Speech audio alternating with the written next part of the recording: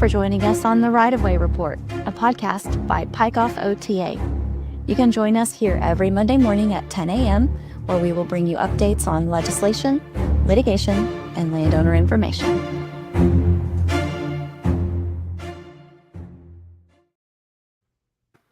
Well, good morning. Good morning. How are you? How are you today? I'm great. Did you have a good weekend? I did. Did a lot of relaxing and just, little cleaning of the kitchen and some historical research on family stuff and all the fun things. What about you? What'd you do? We had some basketball games with a little third grade Hoot Force team at the YFAC. And my parents are here from Pennsylvania, so that's been fun. And we got another basketball game this afternoon. We're almost done, 3 more weeks, and then we switch sports again. But it's been very busy coaching two teams and then watching a high schooler on JV. So I miss the sports days. My kids are, 2 of them are graduated from high school now and on into college, and one's actually getting ready to graduate from college, which is crazy to me because he was a senior in high school when this all started. And now he's getting ready to graduate with his bachelor's degree and probably going on to law school next. So exciting things ahead for that. And my youngest, he doesn't do sports. He's still in high school, but he's into video and photography and all kinds of other fun stuff. So I see him at the basketball games taking pictures. Yeah. So he's on Spud and he's hoping to be in Den at some point, as maybe a junior or senior. So he's been working hard at that, and he's really good. He blows me away with his photographic and videographic talents. These kids, they can just pick it up so fast. So he takes after his mama.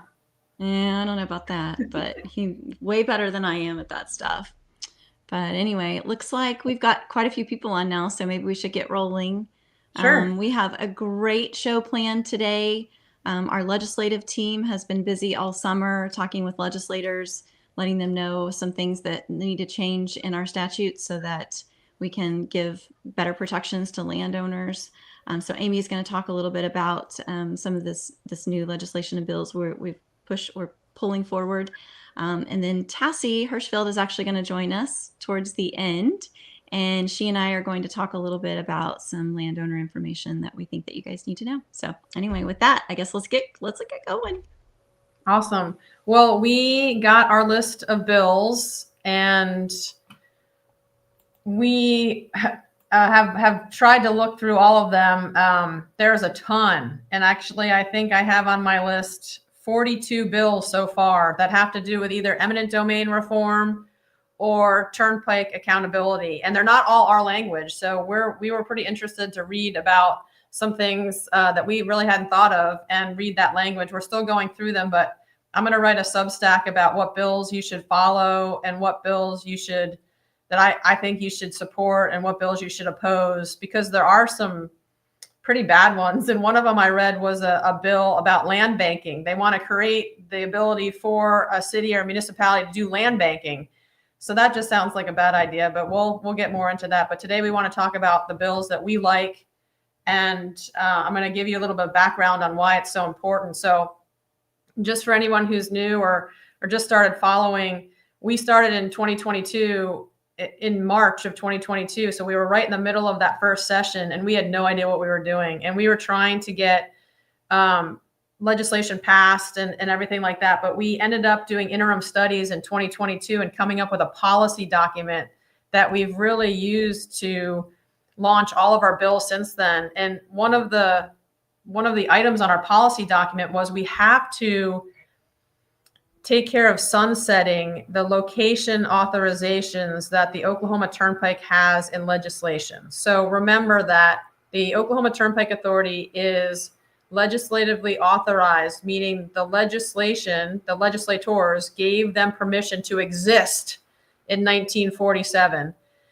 And over the years, they have asked for permission to have build more turnpikes in more locations. But as of 2026, some of those authorization locations have been in statute for over 60 years and not been built. And so one of the first things in our policy statement said was, if you haven't built it within 5 years, you need to remove it, because with these term limits, now we have 12-year term limits. People don't remember. Well, people don't remember what happened last week, to be honest, but I don't remember what happened last week. But legislators are having a really hard time remembering what happened last year, 12 years ago, 15 years ago, 20 years ago. They weren't even in the legislature then. So we felt that we had to really clean it up. And I guess I'll put that out there, that I think that for every bill a legislator presents, they should have to remove 4 statutes, because we have so much law that we don't even follow. And I think what Pyckoff wants to do is clean it up. We don't want to add anything new. We want to actually take some things away. And so I'm going to talk to you about that today. We started with Representative Danny Sterling coming up with our sunsetting language, meaning we were going to strike out all these location authorizations that were no longer necessary. And it was great. I mean, from an engineering standpoint, it's a completely efficient bill. It puts the statute back into 2026. It allows all the location authorizations to stay with the 12 existing turnpikes, but nothing else would be in statute until they came for permission to build something else. And it labeled every statute, every section of law that said this one is the Turner and this one is the Will Rogers. So it made it easier to understand. But the legislature pushed back against us and said, what if these people want to build this? And the problem is that roadway already existed as a state highway. So I'm going to show you some documentation that the Oklahoma Turnpike Authority themselves sent directly to the governor's office in June of 2022, explaining what every statute meant. Now, we open record requested that and didn't get it until July of 2023, 3 days before the Supreme Court came out and ruled against us. And the Oklahoma Turnpike Authority actually agreed with everything we had been saying. They had marked location authorizations that they weren't going to build. They were infeasible for a specific reason. And then in 2024, I'll show you the documentation. They came out with a report at their September 2024 board meeting that said, again, exactly what their June 2022 document said, that this statute means this and this statute means this, and we're not going to build this, and we need to get rid of this. And so now, after 4 years of being in the legislature, having them not believe us that these statutes really need to come out, the Oklahoma Turnpike Authority themselves has actually said, yeah, we probably need to clean this up, because Pyckoff OTA is doing such a fantastic job making us look terrible, and because they don't follow any laws. So we'd like to take credit for that, but I don't know really why it happened. But it turns out that hopefully this year is our year to get some of this language out of statute. And so with that, I'm going to show you what the OTA said themselves and why our SB 80, so Senate Bill 80, and the mirror bill is House Bill. I lost the number now. But there's a Representative Wilk is also running a similar bill. Oh, it's House Bill 3451, but it's not quite as far as SB 80. SB 80 has already passed the Senate Transportation Committee and is ready to be put on the floor. And we need all of our followers and all of our supporters to call or email Senator Julie Daniels. She's the floor leader in the Senate, and ask her to put SB 80 on the floor to be discussed, because it does a lot of things, not just sunset. But I'm going to give you the background, so when you write the email, you know what you're talking about. Okay, here we go. So all of the statutes that the Oklahoma Turnpike is allowed to build is shown right on this map. So everything in blue is not been built, and the Turnpike Authority has viewed as not feasible. The X's are bridges or interchanges, and they are not built.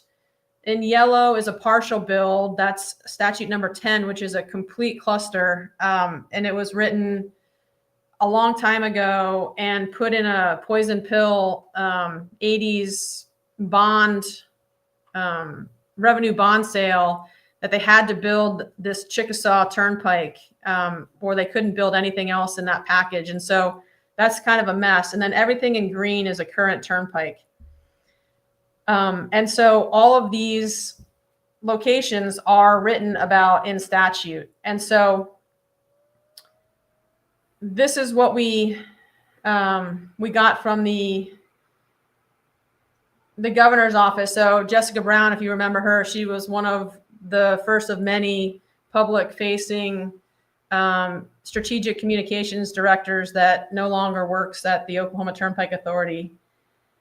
So she gave the governor, actually it was, July of 2022, she gave the governor this information about these statutes because Pike Off OTA was complaining so much about the Turnpike Authority, and the governor wanted to know what was going on. And so we, again, got this information a whole year later in July of 2023. So let's go to the statutes. This is what the statutes look like. And everything in yellow has been built and everything in blue has not been built. So this is exactly, I'm going to make this bigger. Let's see. Oops. This has, we color coded it because we got the open record request in black and white. So you can see that the first authorization that was put into statute in 1947.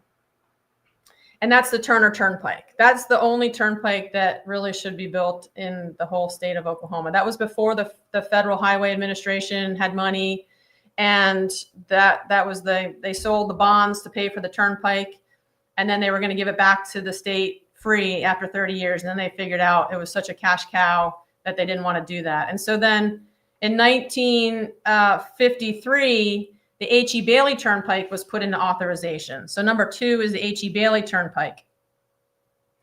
And then in 1953, again, the Will Rogers Turnpike, that's number 3. So they labeled that. Number 4 is the Indian Nation Turnpike. And the Indian Nation Turnpike was put in, the north part was put in 1955, and the south part was put in 1959.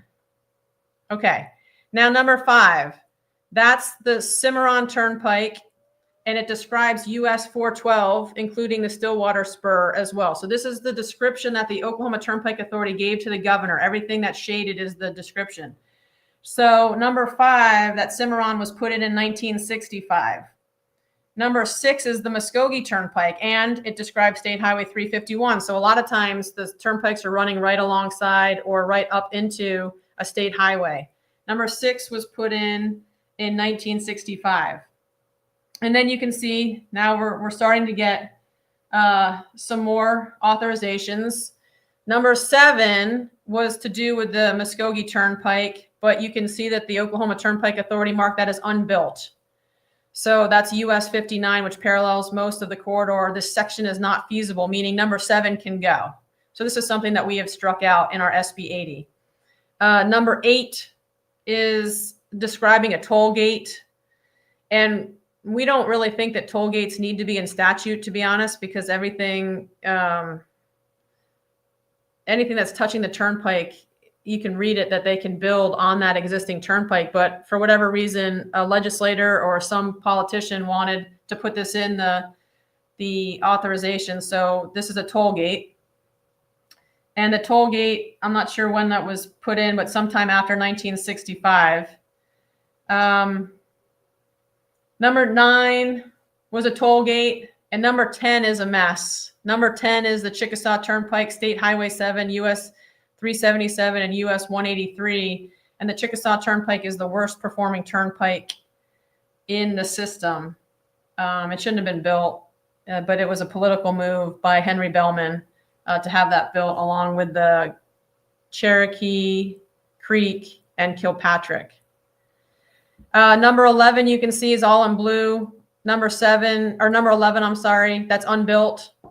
It says ODOT already has a low volume highway in this area, not a feasible turnpike, needs to be struck out of that bill. Number 12, that's I-236, I-40. I think that means the I-235, I-40 and 44, not a feasible turnpike. Number 13, not a feasible turnpike. 14, all this has to go, not a feasible turnpike. 15, not a feasible turnpike. 16, not a feasible turnpike. Now, 17 and 18 are part of the Turner Turnpike, and they're all about interchanges. 19 is not feasible at this time. The authorization of 20, this is important for us. This is what is the Oklahoma City Outer Loop Expressway. So it describes the John Kilpatrick Turnpike, built in 1992 and 2001. It describes the John Kilpatrick Turnpike extended to State Highway 152 and Airport Road, and it describes the Kickapoo Turnpike, the southeastern section of the loop, which is the one that we're trying to get stopped, is in statute. However, in another section, it said that whole number 20 authorization had to be built with one bond, and it wasn't. And so that was why we were fighting that in court. If you go down through 21, that describes the Creek Turnpike, and the Creek Turnpike was put in 1987. And the outer loop was also put in 1987. So 20 and 21 were 87. 22 it has to do with the Creek Turnpike. That was 87. 23 is the Cherokee Turnpike. Cherokee Turnpike was also 1987. And what happened in 1987? 1987 was when we had the same Secretary of Transportation, the same Director of ODOT, and the same Director of OTA, Neil McCaleb. So every time there's been a trifecta, we've had bad things happen over the history of the Oklahoma Turnpike Authority and their authorizations. 24, they say we can get rid of. 25 is a Northwest Tulsa Turnpike. It's not a feasible turnpike because ODOT has built some highways that serve this area. 26 is not feasible. 27 describes US 70, so we can't build a turnpike there. Now look at 28. I want you to really look at 28 because I'm going to play you a video in a little bit about number 28. What does 28, the location authorization, describe? The Oklahoma Turnpike Authority said it described the H.E. Bailey Spur, State Highway 9, and State Highway 4. I'm going to let that sink in because number 28 was what the Oklahoma Turnpike Authority used in the Supreme Court case to say they could have permission to build the southern extension. And when you see the video, you're going to be pretty upset about the judicial intellectual honesty in the state of Oklahoma, because in the bond information, the Oklahoma Turnpike Authority said it was H.E. Bailey Spur too. So you can only use one authorization for one location. You can't take an east-west H.E. Bailey Spur and then all of a sudden make it a north-south southern extension. It's not how it's supposed to work. So anyway, moving on. 29 is not feasible. 30 is not feasible. 31 is not feasible. 32 is not feasible. 33 is some kind of interchange. 34 is an unbuilt interchange. 35 is the Gilcrease Expressway. And that's the last authorization. And the Gilcrease was put in, if I'm correct, I believe I don't have it written down. I think the Gilcrease was put in maybe 2003, but pretty recent, or 2012. It was pretty recent. So in other words, I'm showing you this information to say that our bill just mirrors this document. We want to strike out everything that has not been built or is infeasible. And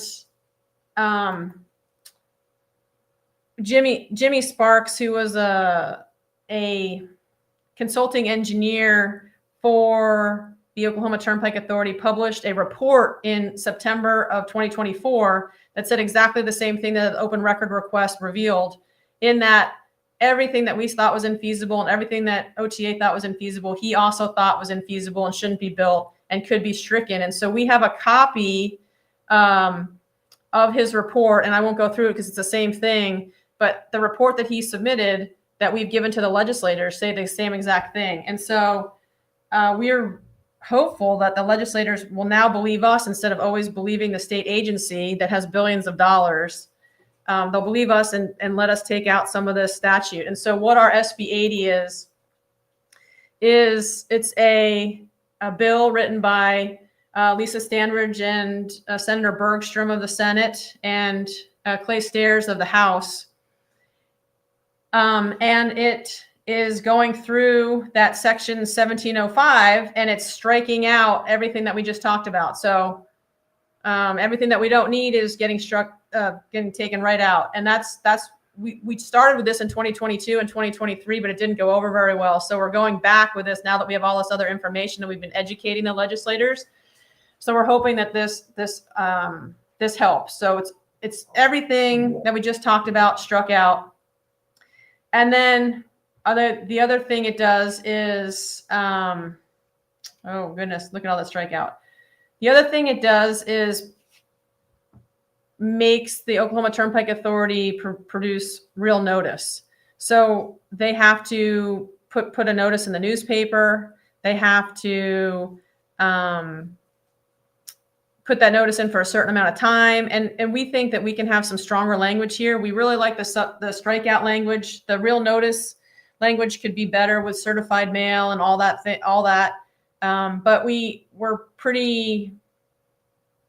we're never going to get everything we want, I don't think. So I think we're compromising a little bit on this. But we think that this is pretty good and that this will definitely make the statute better. It also talks about how they have to receive public comment and have public meetings prior to announcing the final route and have municipality input. And so I think that is something positive. Now, you know what they did with the public input, Kelly, right? With the last public meetings they had, they spun it and said that 97% was positive or something like that. And we open record requested all of their comments and said, no, I think you misread that. Only 3% were positive, right? I think that's what they said. Yeah, that's correct. Yeah. And so how do you hold an agency accountable if they don't do what they say they're going to do in law? I mean, what Pykoff is doing is we're suing them, but there has to be some teeth in it. So I don't know if there's enough teeth in this bill right now to truly hold them accountable, but it's a start in the right direction. That the main part was really to sunset those old location authorizations and make it easy for the legislators year by year to know what's been built, what each statute actually is defined by or defines. And so we think that this is a good start. This is the farthest bill we've got through right now, SB 80. And it does a lot of things that our single topic bills are doing. So I'll talk to you a little bit about some other bills, but this bill kind of combines a few of our bills into one. Doesn't have everything that we want in it, but it's pretty close. And so I don't know if there's any questions about SB 80 or anything. I'd love to answer them because this is one of our big ones.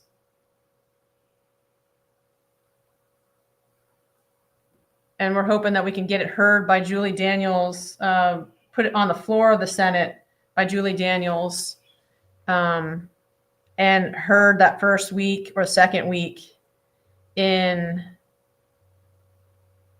session.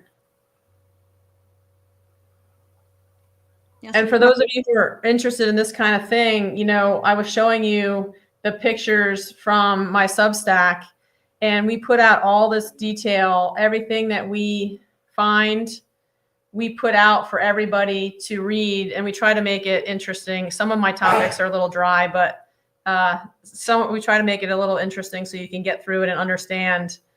And they have all of our policy. So we have policy documents that are out there about what we're following. And so if you're really interested in helping us get some of this legislation through, I highly suggest you sign up for the Substacks. I only publish I try to publish 2 times a month right now, hopefully for 3 times. I was in 2024, it was a little bit more. It was about 4 times a month, but there's a whole bunch of stuff in all of these all of these Substacks, that's really, I think, interesting to read through, and it gives you all the details. I'm going to throw my dogs out of the room in 1 second. Hold on. So, as Amy was saying, we need people to contact the floor leader, who's Julie Daniels. We have her information there up on the screen. You can email her at julie.daniels@oksenate.gov, or you can give her office a phone call at 405-521-5634 and just ask her to hear Senate Bill 80. Ask her to put that on the floor for us. That way we can get those authorizations sunset and removed from statute. Yeah, we've been working this. I think, it takes so long to educate because the legislators, the House representatives are allowed to bring 8 bills, and the Senate can bring 80 bills. And so there's 3,000 bills every session. And it's really hard if you're not into it as much as we are to understand the inner workings of the statute. And so it's important that we continue to educate and not let bad language stay in statute or get put into statute. But that's not the only bill we've got. I think we wanted to talk about a couple other ones. Let's see. We had one from Sterling, right? Was that the... Yes, and I think we have a graphic on that one if you want to go over that one. Yeah, that'd be a good one to talk about because it talks a little bit about, let's see, we're going to have to change this. There you go. Yeah, so one of our bills that we talked about last week, I think we didn't have a number, but Representative Danny Sterling has been a fantastic friend to his citizens. He's working really hard. He has the area right south of Norman, south and east of Norman, and he actually was the representative that got our first bill passed into law. He changed the way, he helped us write a bill that changed the way the Oklahoma Turnpike Board is appointed. So it wasn't just an executive branch appointment. It came from the Senate and the House and the executive branch, and Governor Stitt was not happy about it. He vetoed it, and then they did a veto override the last day of session in 2023. So we really appreciate Representative Danny Sterling's work and his honesty and his ability to get things done at the Capitol. But when he watched our documentary, the first thing he said to me afterwards was, Amy, I'm going to run a bill on eminent domain and just compensation. This is not fair. It's not fair how they're treating the people. And so this is in Title 27, so it just doesn't have to do with people with the turnpike. It has to do with all condemning agencies. And what it does is require the condemning agency to pay replacement value. In other words, they're not going to leave a homeowner short if they need, like we talked about last week, if they need fencing and they have a greenhouse and they have a shop and they have a pool and they have everything they have on their property, they're going to get you that so you don't have to be out any money when you're moving. And they should actually help you find a replacement property.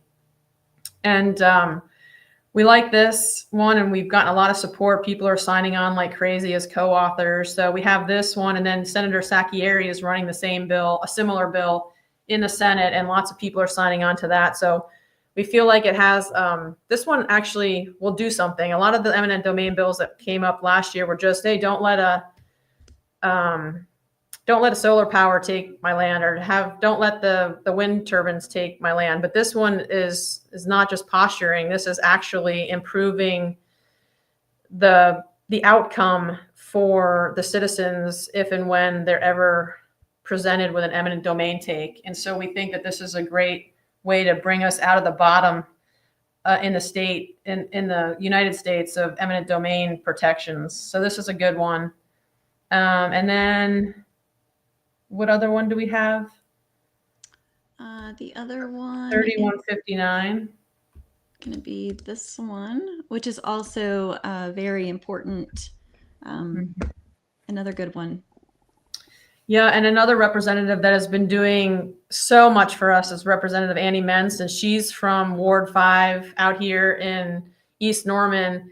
And she has been running citizen written bills since she got into office. And she has a lot of experience up there. She was a legislative assistant for a while, and now she's a representative, and she works so hard And I hope that she gets to continue up there, her and Danny Sterling, because they've done so much for us. And she's running several bills, but one of them is she's requiring OTA to provide certified mail notice to any real property owners within a 1 mile radius of the project. And so why this is important is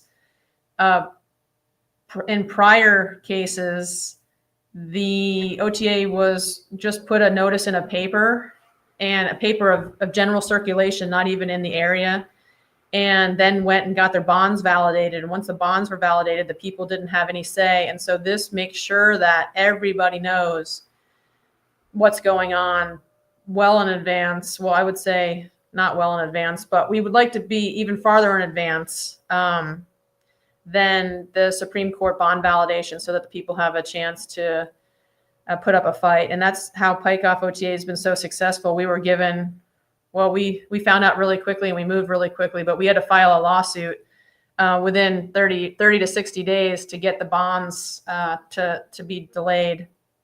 And so this certified mail, this doesn't stop them from building turnpikes or anything, but it just puts a little bit more legislative oversight on them. And Representative Mentz is also running a really good open records request bill for us. It's in Title 51.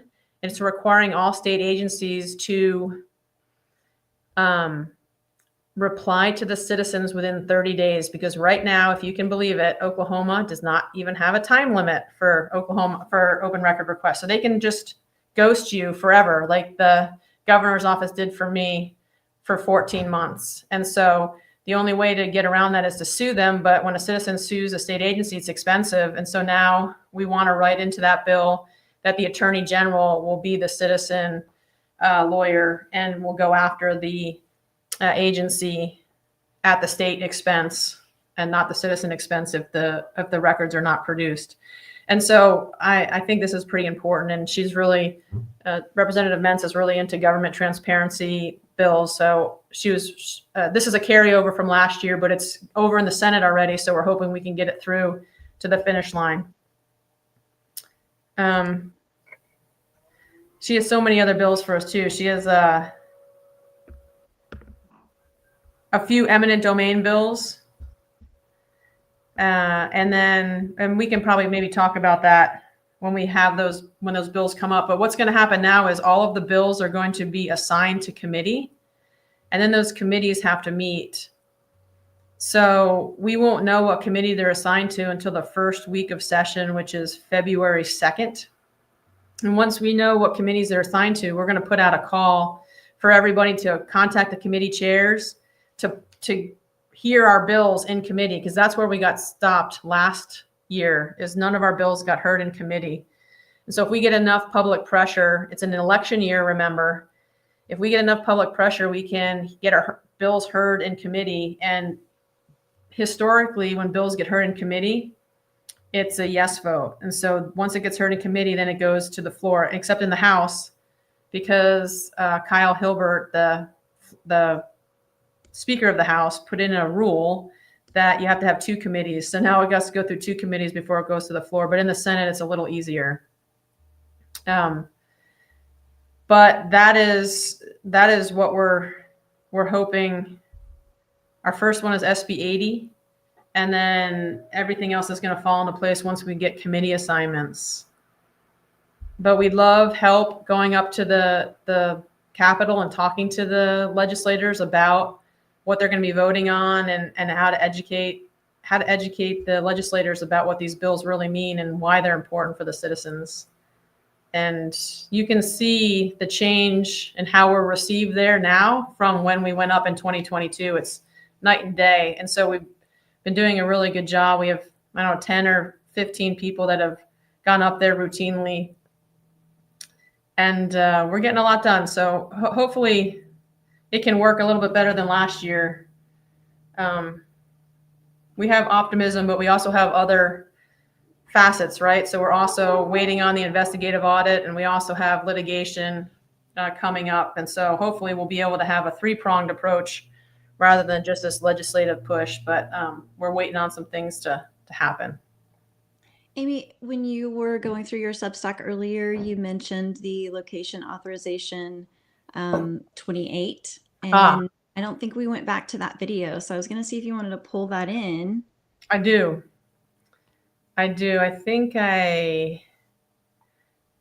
Yeah, let's pull it. I think, which one is it? That I'm not entirely sure of. Let me see. I got to look at my. I can't remember if we loaded it or not. It could be this one, so maybe we can preview it really fast. If it's not, we'll watch another little clip. But how about we... At the time, I was an art material salesman handling a 7-state sales territory, which was one of the reasons that I was exposed to what was going on moment to moment on the highways of America. In the evenings, I'd go to the libraries and research questions that I had. Why are there so many heavy trucks on the public roads? And why does it seem like the railroads are so underutilized? What I discovered about the state of America's transportation system really alarmed me. A standard semi at its maximum legal gross weight, 80,000 pounds, that's 40 tons on 5 axles. According to the American Association of State Highway and Transportation Officials, is inflicting pavement damage statistically equivalent to 9,600 automobiles. That's one truck. The people of America have been set up and sold out by their leadership for the monetary benefit of those who concocted this scheme. The taxpayers are called on to build these roads, to pay to build these roads. The taxpayers are then called on, whether they know it or not, to pay the trucking industry to destroy those roads, after which the taxpayers are called upon again to pay the contractors to repair the truck-inflicted road damage. And at that point, the game goes back to square one and starts all over again. A modern single-track railway with long passing sidings and advanced signaling and all of that can handle freight or anything else equivalent to a 20-lane super expressway, and can do so in a right-of-way of 50 feet with far less negative environmental effect at about a third the fuel burn of doing it with heavy trucks on public roads. For many years, railroads were known to be, as the county governments say, the largest payers of school taxes in the nation. Moreover, they pay salaries and benefits to employees. Moreover, they pay quarterly dividends to shareholders. Now, if I had a transportation system that could do this, and by 1943 could completely repay all federal investment in its original creation, why would I go to a system that could never do those things? After all, they're spending our money. We're not spending their money. And they're spending our money in ways that they would never spend their own. Yay, Tom Elmore. That wasn't the right clip, but he's great. We haven't shown that one yet. It's a great way to explain the very big problem between the public highways and the turnpikes and all that. Do you want to throw up so remember, Statute 28 describes the H.E. Bailey Spur, which connects the H.E. Bailey to Route 9. So it looks like this. Okay. So ODOT built a state highway here, and then you've got the H.E. Bailey, and then you got the H.E. Bailey Spur, and then you got Route 9. Okay. Not the Southern Extension, which is all the way over here. All right, let's play that. I found it. I think I found it. It's I think it's 15. this one. Yeah. Location number 28 describes the H.E. Bailey Spur, State Highway 9, and State Highway 4. It does not give the OTA authorization to build the proposed Southern Extension, although apparently the Oklahoma State Supreme Court needs a lesson in cartography. Just for kicks, read through authorization location number 28 as you follow it on the map.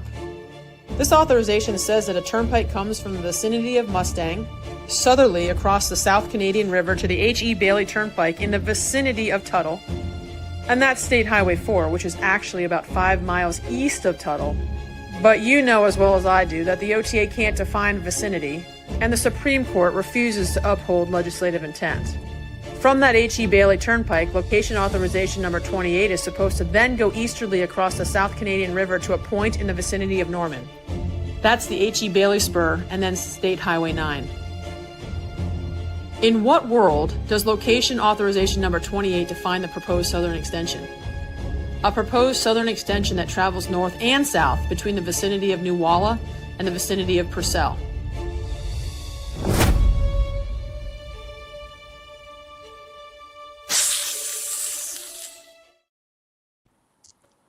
Another little preview of the documentary there, so that's fun. Yeah. But I think that does a pretty good job explaining how they did not follow the authorization. Right. And how it's up to the people to hold the legislators accountable, to hold the Oklahoma Turnpike Authority accountable to cleaning up the statute. So the reason why we have so many problems is because that number 28 lived in statute since 1993. And then they didn't build the H.E. Bailey spur till 2000.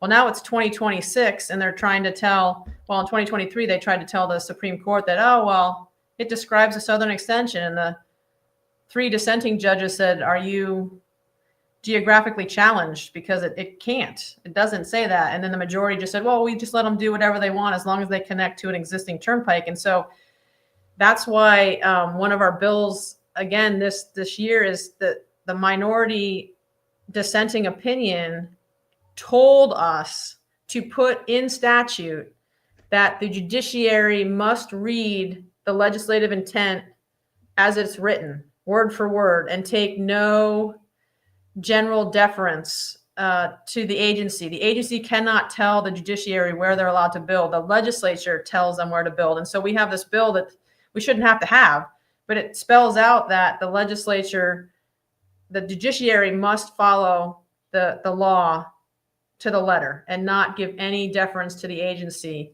because of this ruling. And I guess I can read, I had it up here. I can read what the, I have to find it again, what the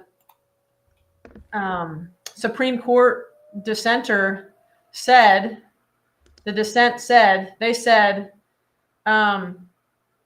today's decision erroneously approves the construction of a turnpike project that has not been authorized by the legislature. The OTA lacks statutory authorization to build the South Extension.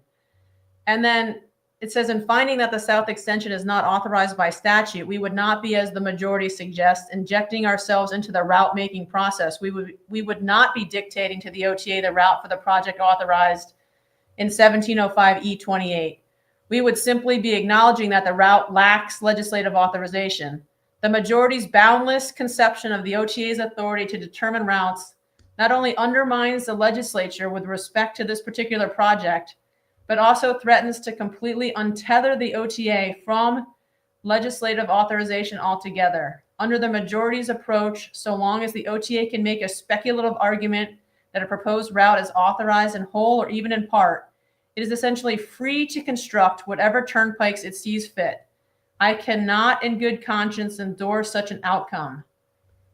And then in conclusion, it says, the majority's decision confers upon the OTA incredibly broad discretion without any cognizable limits. The OTA is apparently free to blatantly disregard the legislature's directives with respect to routes and funding. This decision does not simply approve the proposed bonds, it sets a new precedent that future bond applications seeking our approval are merely seeking our rubber stamp, which we freely give today. I find the majority's holding to be plainly contrary to Oklahoma law, and as such, I must respectfully dissent. And that was pretty damning. I mean, our lawyer said that that's a pretty strong dissent, because if you're an English speaking, understanding, critical thinking person, you can understand what the legislature meant.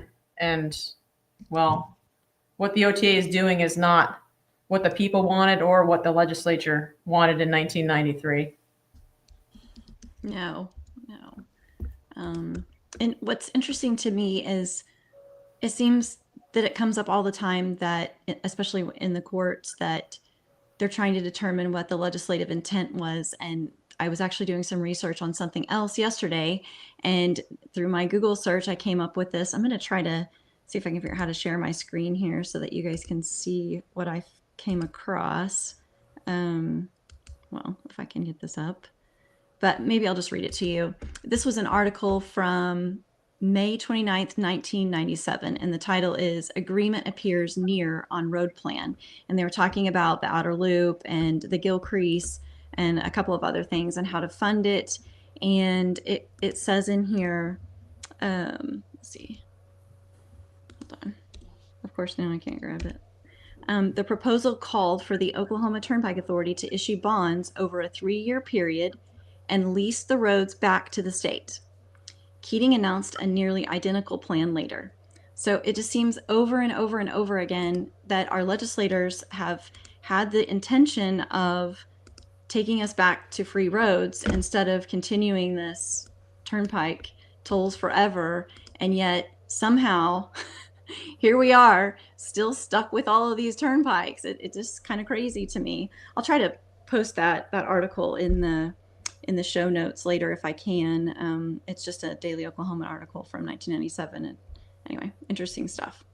Yeah, for sure. And we'll put all this information out so you can read through it. But I think at some point we need to talk about the wind down plan for the Oklahoma Turnpike Authority. And one of our researchers has put that out there. So we're going to put it out in Substack and talk about it here over the next couple weeks, and try to get public support as we move towards probably an initiative petition exercise if the legislature can't get what we need done, because we do have 2 anti-cross pledging bills, but that's going to be fought exceptionally hard. So even though it's an election year, I don't think we'll ever get those heard in committee. It's a shame.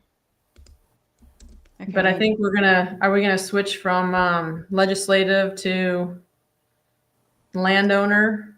Yeah, Amy, I know Yeah. you need to hop off for another meeting pretty soon. So we can go ahead and transition to the next section, which will be Sure. a little bit of landowner information. And then we've also brought Tassie in. Tassie's going to talk a little bit about the audit and some landowner information stuff as well. Really excited about some of these bills that we have coming up this session. They're really going to strengthen property rights for all Oklahomans, not just those that are dealing with the Turnpike Authority, but any condemning agency. So that's pretty exciting. Anyway, I'm so happy and thankful to our legislative team for putting all of this together. I know they've been working tirelessly over the past year and a lot over the summer for sure. So anyway, so moving on to landowner information, I can't stress it enough that if you are a landowner and you find your property is within the path or very near the path, if you think you're potentially going to be directly impacted or even slightly impacted, you need to hire an attorney right now. Do not wait. Go ahead and start that consultation now so that you know who you're going to call when they do come talk with you. If you start the conversation with the OTA, there is a chance you may be the one to have to finish it because you may accidentally say something in those conversations that you shouldn't say that will prevent an attorney from making sure that you are wholly compensated. You might have already done damage to your case.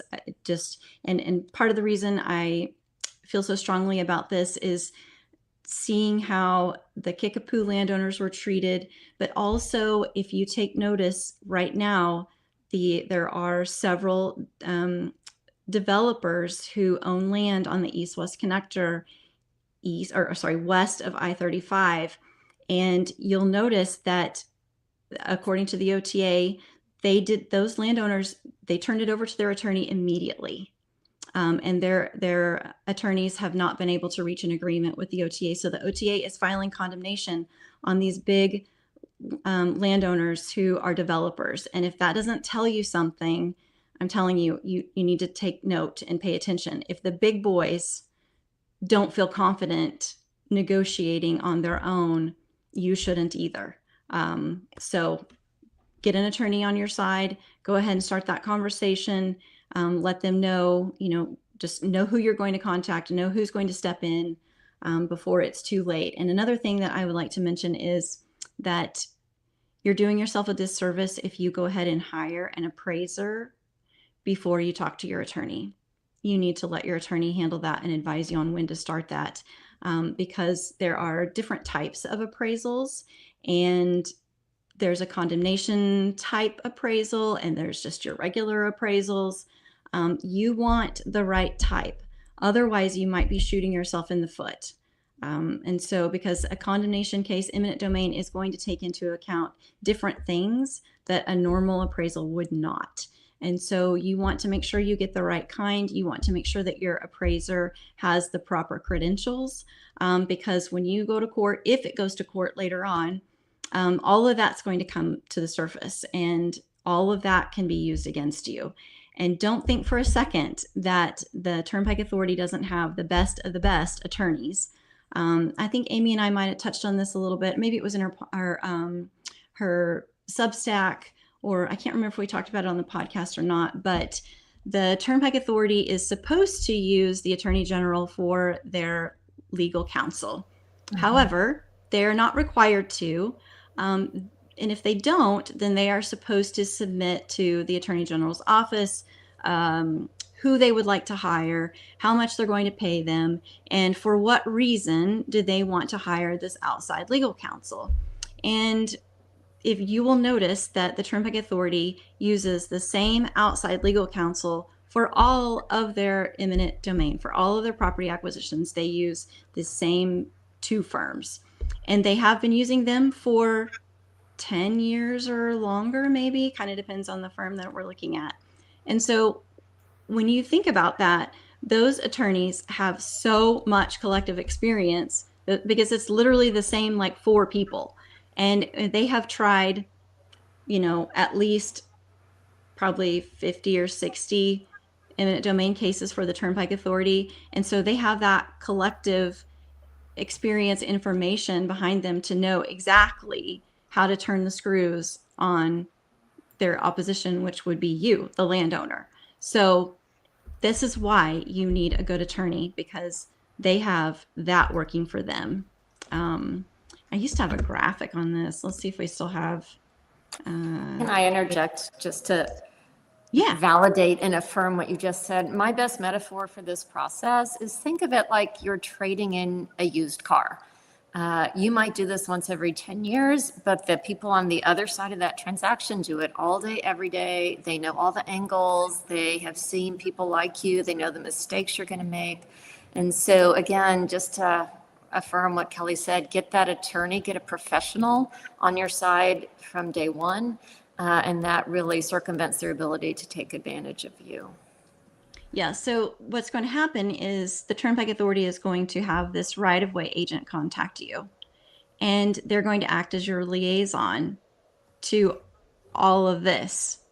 But here you are down here all by yourself, and this is why it's so important that you hire somebody to be in your corner that's your advocate, looking out for your best interest. Because again, like I said last time, the right-of-way agent here they're working for the Turnpike Authority. They do not work for you. They're going to present themselves as a liaison, and you're going to want to trust them because they are really nice people. And I've met them, and they genuinely are. They're very nice people, and they're going to make it feel like you don't need anybody other than them, that you can do this on your own.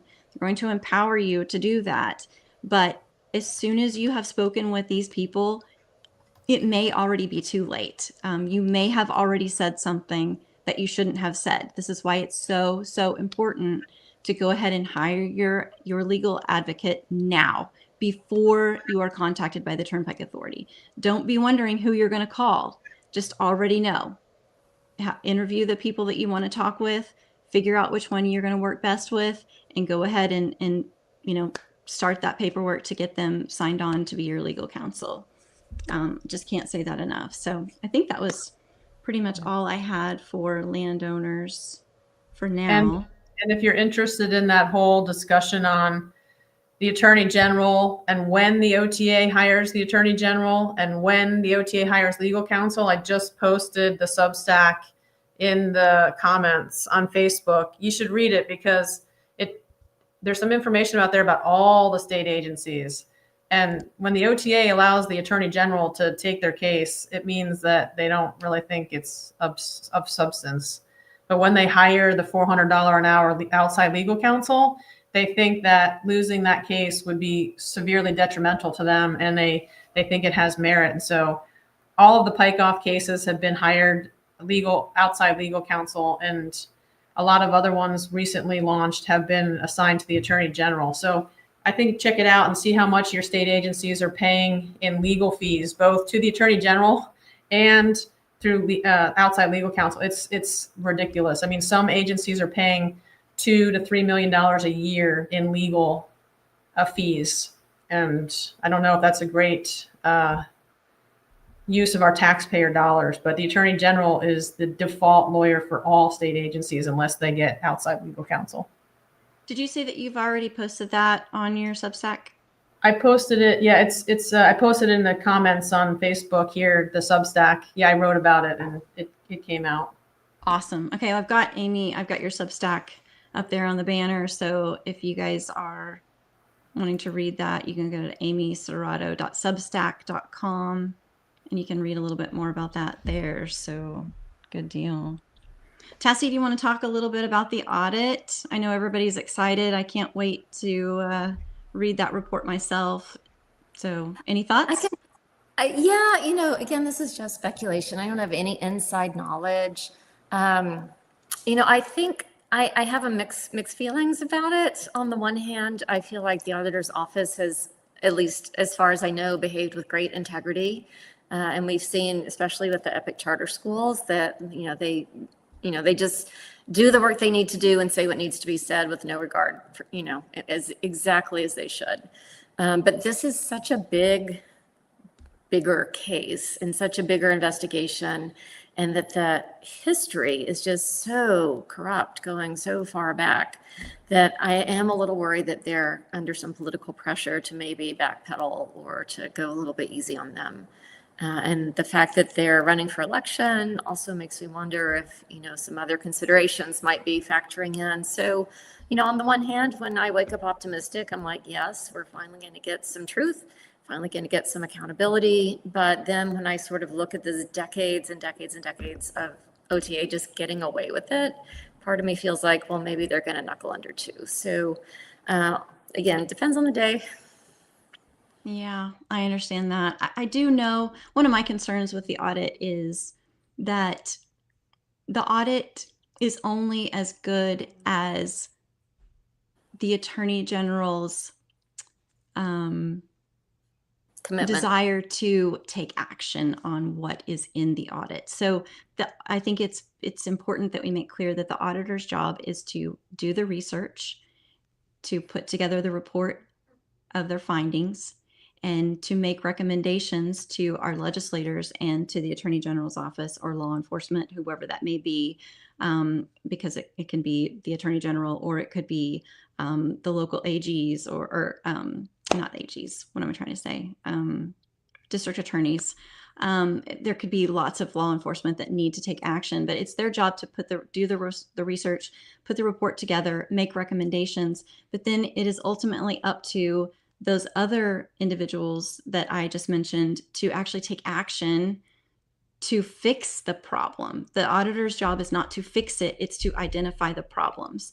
And so I think that might actually be where we see some problems. That's how I feel, because I know the auditor's office is, on the up and up, and I'm sure they're doing a thorough job based upon the other reports that I have seen this office put out. So I think it's going to come down to us putting lots of pressure on the Attorney General's office or the district attorney, and especially our legislators, saying, look, our laws need to change because there's clearly been wrongdoing here. It says so in the audit, which I am confident is going to validate a lot of what we have been trying to say and what the people from the Kickapoo have been trying to say. And I think that this will help us go to our legislators and say, look, now this is what you need to do to fix it. And I really hope that they take strong action and take it very seriously and make those necessary changes, because without teeth, it's just a report. Yeah, and I also feel too that things should not have gotten to this point, right? Like we've just seen the OTA get more and more and more unmoored and released from any oversight. And there's just been less and less oversight and more bad behavior going back, the farther we go back. So it's essential that new legislation, and there has to be, I think the magic word is political will, and that comes from the people putting pressure on their elected representatives. And it's easy to get cynical and be like, well, they've always been corrupt, we'll just let them, like we saw with the Supreme Court. But I think the problem is not going to go away. It's not even going to be stable. It's just going to continue to grow into this untamable monster. So everybody just needs to hold hands and pinky swear and say, like, enough, right? Like right now is our essential point at which we can make meaningful change so that nobody has to go through this again. So that would be my message to everybody in the Pike Off group and in the state who may be tuning in, like, help us make a stand right now, because we've done more than other groups have been able to do, but we can't do it without everybody's help. Yeah, it's definitely a community problem, and we're all going to have to take action. Yeah, we've got a lot of researchers on the inside right now, working really hard and putting all this together and passing on the information to the right people. But at the end of the day, we can't do it all on our own. We're definitely going to need our citizens to back us. And it probably wouldn't hurt for people to go ahead and start contacting them now and saying, look, we're anticipating this audit, and we just want you to know that when it comes out, we want you to be strong and take a stand. And, if there is criminal behavior, we want it prosecuted. We will not stand for anything less. And to our legislators, make the changes. That we wouldn't be up there bugging you guys about all of these problems if you would put laws into place that would protect us. So let's do this. Let's fix it. Yeah, I agree 100%. And, again, it's easy to feel cynicism because Oklahoma's state government has not always worked for the people, we'll put it that way, but it can. And so like that little piece of information, I feel like needs to be at the front of our message. It can, and we can make it. It does just take patience, persistence, commitment, and integrity. And I think the legislature will gain courage from the people. So the more that people can communicate with them that this is what we expect and this is what we want, it's not an unreasonable ask. And I think that we can see some good results. Absolutely. And just as a testament to, our legislative team and kind of what you were talking about here too, is I was looking through the bills because we just recently got those like over the weekend, maybe, or maybe late last week. And there are at least, 10 or 12 legislators that have authored bills for us this year. I think that's incredible. We started with one or two lawmakers who were like, oh, okay, this is a problem. We'll help you. And that was back in 2022. And now that has grown to 12. And so imagine that we are making huge progress. I know there are a lot of representatives and senators up there. So 12 is really a small number in the big scheme of things. But at the same time, that's huge because they're not turning us away anymore. They're sitting down with us and they're going, oh, okay, now we're seeing that this is really a problem. And so I think this is just a true testament that we are picking up steam. We have held them off for 4 years now. They have not broken ground in 4 years. And we have Director Kelly saying to someone somewhere, I can't remember where it was, that the typical time that the opposition slows them down is 3 months. 3 months, that's it. Guys, we've got 4 years on it. So keep on keeping on. Make it 4 more. Yeah, It'll be our let's new make it chance. 4 more or even more than that. So I think we're doing great. A lot of really good bills coming up. So. And I do think the other important part of this is like in the past, because they've always just done the quick grab, that our ability to delay has helped us get the truth out. And the more people that see and understand what they're actually up to and how badly they treat drivers, homeowners, anybody, honestly, anybody, I think it helps us build support. And so just the scale of their predations has grown visible enough to the ordinary person that I think it's helping us sort of move forward with our agenda that much better. So I'm proud of us. Yeah, absolutely. I'm going to try to pull this in real fast because I think this might be a good, I'm going to have to load it probably, but I feel like one thing that we should point out is back to landowners again, and also the legislators, is that when you look at the key players that are necessary to make any turnpike expansion project possible, you have certain players, and that would be your engineering firms, because they have to run the program, because OTA has a skeleton staff. They don't have the people to do that. So they have to hire the engineering firms to do that. And the engineering firms need to draw up the plans, right? So you've got the engineering firms, you've got the construction companies. Obviously, somebody has to build this thing.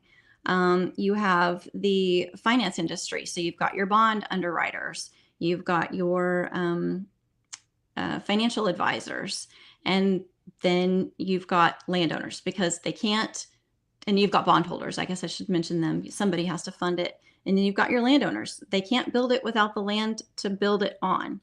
So when you look at all of those different groups of people, every single one of them are touching this project with the sole purpose of generating revenue. It's for profit. The engineers are there for profit. The construction company is there for profit. The bond underwriter is there for profit. Obviously, the bondholders are only buying bonds because they think they're going to earn a profit. And yet, what do we always say about the landowners? They're sacrificing. They're sacrificing for the greater good. Why is that? It could not If be they this told way, the Patsy. truth, nobody would go along. If they said, we want you to sacrifice your home so that this construction firm can make a ginormous multi-million-dollar profit.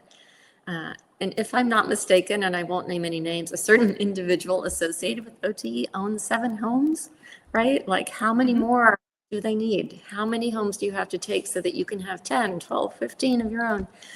Just the scale and the magnitude of the money involved is huge. And so again, if you're a landowner, you don't have to give in to this. They will pressure you, they will sweet talk you, but really your land is your land, and we want you to be treated fairly. And they are not in it for, in my opinion, any kind of public good. It's private wealth. Yeah, 100%. I'm still working on trying to pull this graphic in. I think I can, I've almost got it here. Can we all just take a minute and appreciate Kelly's graphic skills? Yeah, well, we'll see. We'll see if it makes sense. Let's see if I can find it. I just saved it. I think it is. Yeah, here we go. It's loading. All right. So I'm going to take us off so we can take a look at this. But here's basically what I just explained. All of these people are necessary for this project to move forward. All of these groups, the engineers, the construction companies, the finance industry, the bondholders, they're all participating in these projects voluntarily. No one's forcing them to do anything. They're coming in and saying, hey, we would like to have a piece of this pie. This is what we have to add to this project. Let's see. And then I've got one other one I think I can throw up here in just a second. And this is, sorry, bear with me, guys. Still trying to load it here.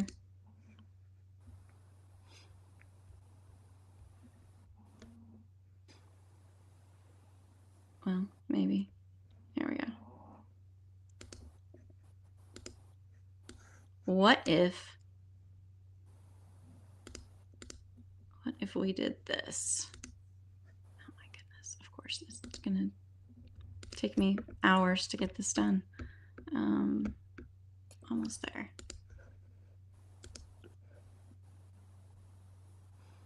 What if we flipped it around? What if, can you imagine if the Turnpike Authority said, hey, look, you engineering firms, look, it's for the greater good. You guys are going to need to volunteer your design services, and we will set a fair market value price that we feel you should be paid, and that's all we're going to pay you. And can you imagine the construction companies having to construct and build these turnpikes based upon the amount that the Turnpike Authority says, we think you can do it for this price, and so that's all we're going to pay you to do it. Can you just imagine if they knew going in that they were going to take a loss? Because as it is right now, the construction companies, when they bid on these projects, there are line items, and there are like dozens and dozens of line items, and they say, okay, this is how much we think it's going to cost to purchase all the beams necessary. This is how much it's going to cost to purchase all of the concrete necessary to build this portion of the turnpike. And so they place that bid with those line items with that amount that they determine, the construction company determines is going to be necessary for them to not only purchase those materials, but to pay their people to do it, for the company to make a profit off of that project. Now, imagine if the Turnpike Authority said, no, we are going to determine how much you can get paid to buy those beams. And well, sorry, if you can't buy those beams for that amount of money, then I guess you're just at a loss. Oh, well, it's the sacrifice you guys are going to have to make. And can you imagine if we just picked some random investors and said, you guys are going to be the bondholders and we need you to invest in our project? Can you just imagine that? Like, that's what it's like to be a landowner. They're coming to you and saying, we want your land and we're going to call the shots, and you are a bad person if you think you deserve more money for your property at your inconvenience to move than what we're willing to pay you. And if you don't think it's fair, well, fine. We're just going to take your property anyways, and then you can fight us in court later over that amount. But we still got your property. Like, that's just so unfair. So I just think it would be interesting if we could flip that around. And this is something I think personally is important that we talk with our legislators about, to let them know we're the only group involved in these projects that are forced, and we're the only group that is not making any money off of this. In fact, we're making a sacrifice. And that needs to change. They need to be looking out for our private property rights, and they need to be making our laws more stringent to protect them and prevent this type of abuse. And I will add too that it's really important to counter the OTA's false talking points, because they will say, we will pay you, quote, fair market value. It's not fair, and it's not a market. It's not a market because you are not a willing participant. It's coerced on their terms. And again, if we applied that logic to the way they treat the engineering firms, there was at least one firm that had a $100 million cost overrun on the Kickapoo. So the OTA didn't say, sorry, you're out of luck. We paid you a fair market contract rate when you first put in your bid. They were like, sure, whatever. Here's an extra $100 million. Can you imagine if they treated property owners that way? How much does it actually cost you to pack up and move? That's not part of the estimate. If they misestimate the value of your home, or the, all what are called the externalities or the unanticipated cost overruns of your relocation, that's on you. So really, at the barest minimum, we need to ask them to actually make it fair and actually make it a market if they really want to have any kind of credibility. Yes, absolutely. And that is why we're pushing for this right here. This House Bill 3758, we talked a little bit about this earlier. And so what this is going to do is going to give where any condemning agency is going to have to pay 150% of fair market value or replacement value. So whichever is the greatest. So you look here, if you've got a house that looks like this, you're going to either get 150% of what it's worth, or you're going to get exactly what you had before. So replacement. I think this is huge. This is a bill I'm super excited about. I think it's one that we're definitely going to need to talk with our legislators and try to make sure that this one is heard and gets pushed through, because it's so important. Because like Tassie was saying, once the Turnpike Authority pays a landowner, once you settle, it's over. That's it.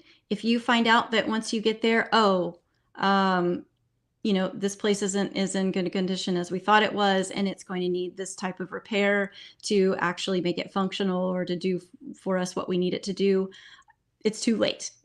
You've already settled, you're not getting any more.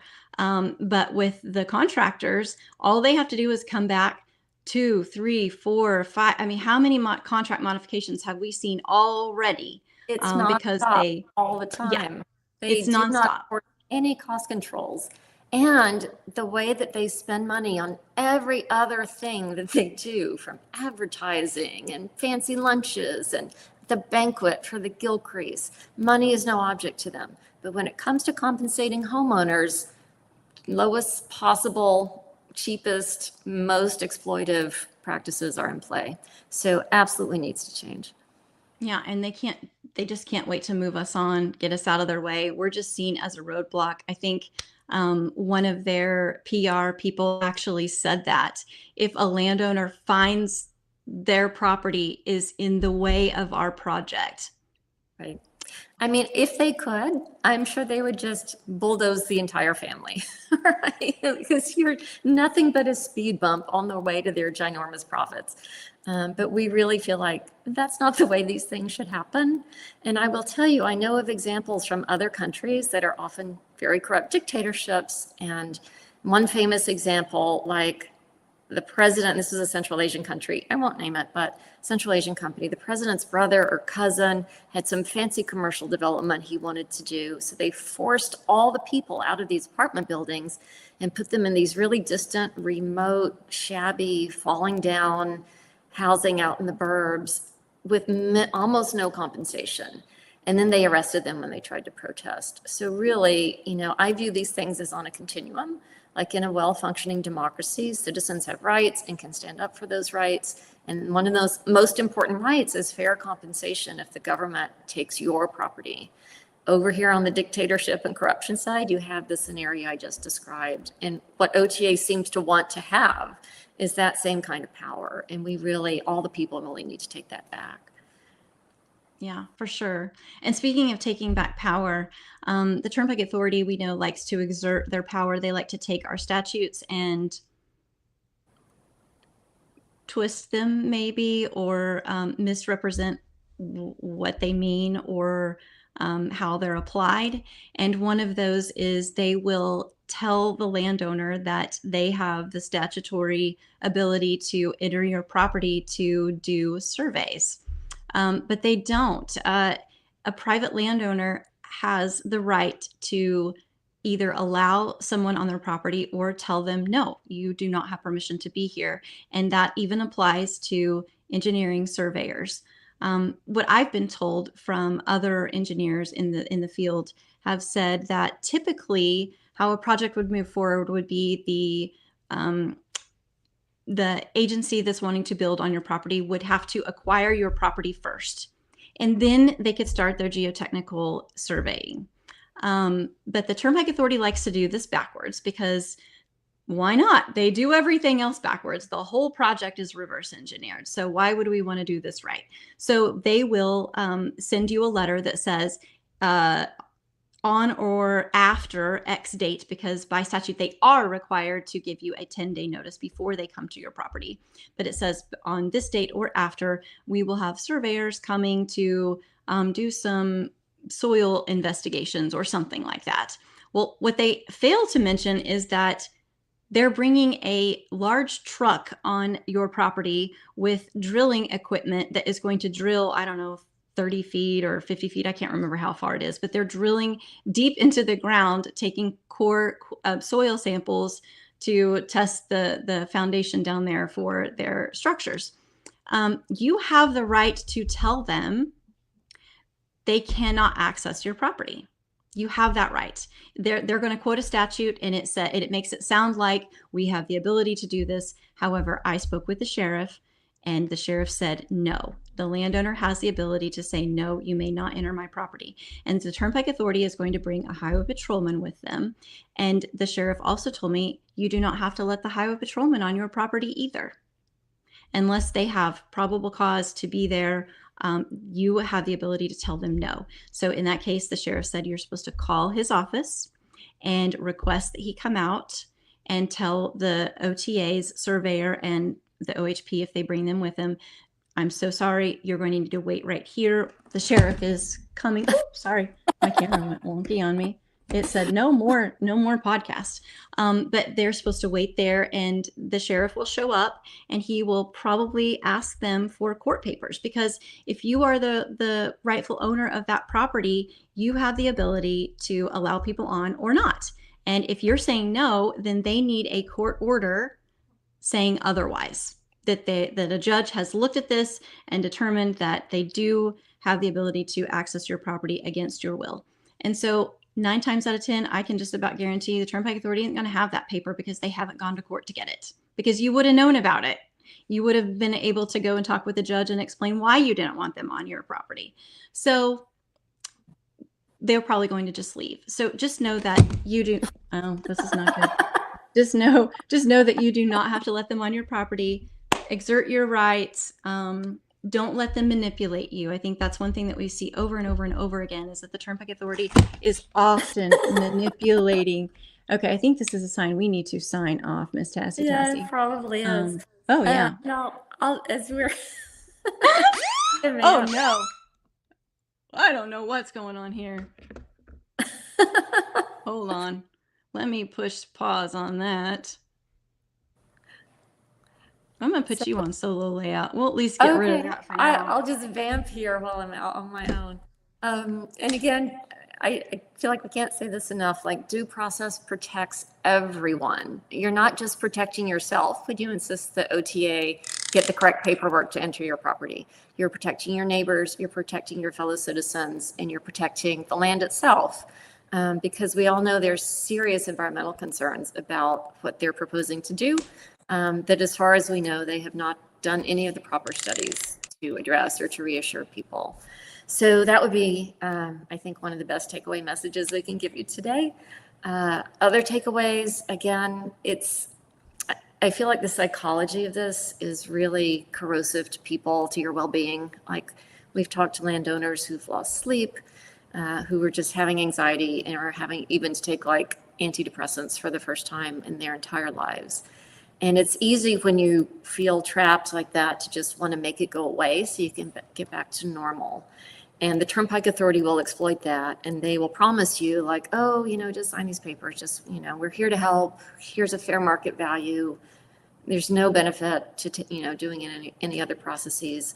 But in all of our research, it really shows that that's not actually the full truth, and that it is better in the long run to sort of suffer this discomfort now with the hope that we can get some lasting reform, and so that they don't prey on other people like that, because they really are extracting a huge amount of wealth from your home equity that should belong to you.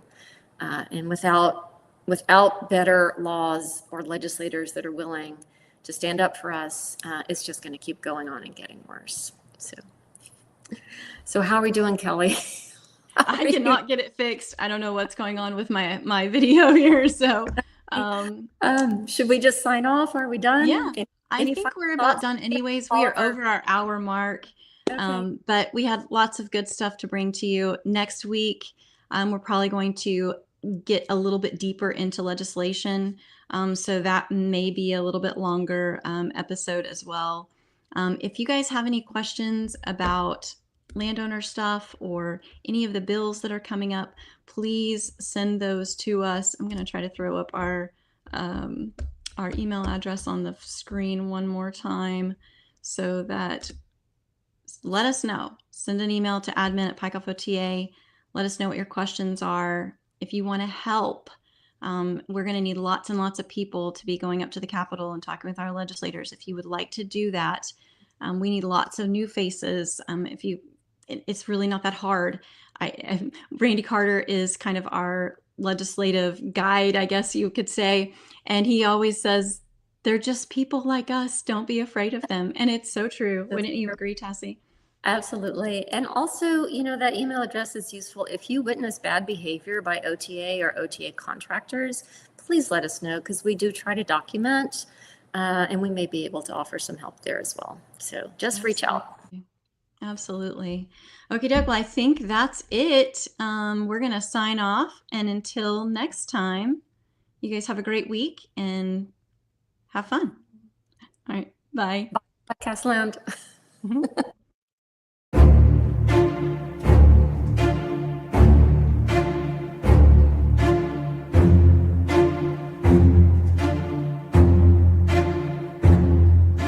Thank you for joining us on the Right of Way Report, a podcast by Pike-Off OTA.